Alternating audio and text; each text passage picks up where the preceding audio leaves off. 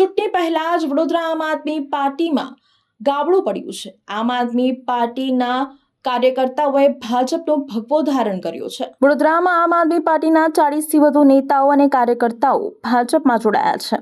વડોદરા શહેર ભાજપ પ્રમુખ ડોક્ટર જયપ્રકાશ સોની અને ધારાસભ્ય ચૈતન્ય દેસાઈના હસ્તે ભાજપ કાર્યાલય ખાતે ખેસ પહેરીને ભાજપમાં જોડાયા છે, જેમાં આપના રાજ્ય પ્રવક્તા શીતલબેન ઉપાધ્યાય, દર્શનભાઈ રાવલ, સંબીપભાઈ રાવલ, અરવિંદભાઈ મૌર્ય, રાજુબેન દરબાર, ભૂષણ બાઘેલનો સમાવેશ થાય છે। આ ઉપરાંત મહિલા આરક્ષણ મુદ્દે વડોદરા શહેર ભાજપ પ્રમુખે કોંગ્રેસ ઉપર આકરા પ્રહારો પણ કર્યા છે।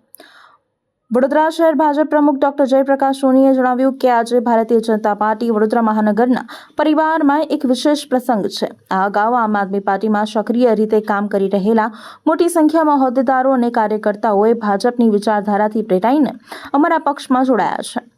વડોદરા મહાનગર ભાજપ વતી હું અમારા તમામ તરફથી આપનું હાર્દિક સ્વાગત કરું છું। સાથે જ તેમને કાર્યકર્તાઓને ભાજપમાં જોડ્યા અને તેમનું હાર્દિક સ્વાગત કર્યું હતું। નારી શક્તિને મજબૂત કરવા માટે માનનીય પ્રધાનમંત્રીજીએ જ્યારે વિષય ઉઠાવ્યો તો આ મહિલા વિરોધી કોંગ્રેસે એનો વિરોધ પ્રદર્શન કર્યું। વિરોધ કર્યો એટલું તો નહીં, પણ જ્યારે સંસદ પત્યા પછી સંસદની બહાર જ એની ઉજવણી પણ કરી।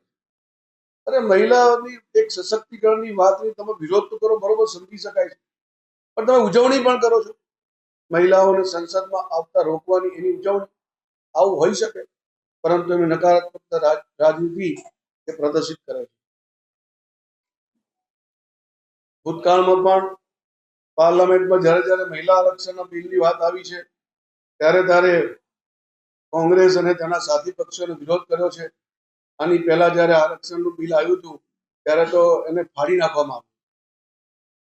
આજે મહિલા વિરોધી કોંગ્રેસની જે નકારાત્મક રાજનીતિ છે, આવનારી સ્થાનિક સ્વરાજ સંસ્થાની ચૂંટણીમાં જરૂર ગુજરાતની મહિલાઓ એનો જવાબ આપશે, અને જવાબ આપશે ત્યારે એમને ધ્યાન આવશે કે અમે કેવા પ્રકારની રાજનીતિ કરી રહ્યા છીએ। તો આપ સૌના માધ્યમથી હું નાગરિકોને અપીલ કરું છું કે જે પ્રકારની માનસિકતાથી કોંગ્રેસ ચાલી રહી છે, આ નકારાત્મકતા એને આપણે સંપૂર્ણપણે નાબૂદ કરીએ, એ જ સૌને હું આપના માધ્યમથી અપીલ કરું છું।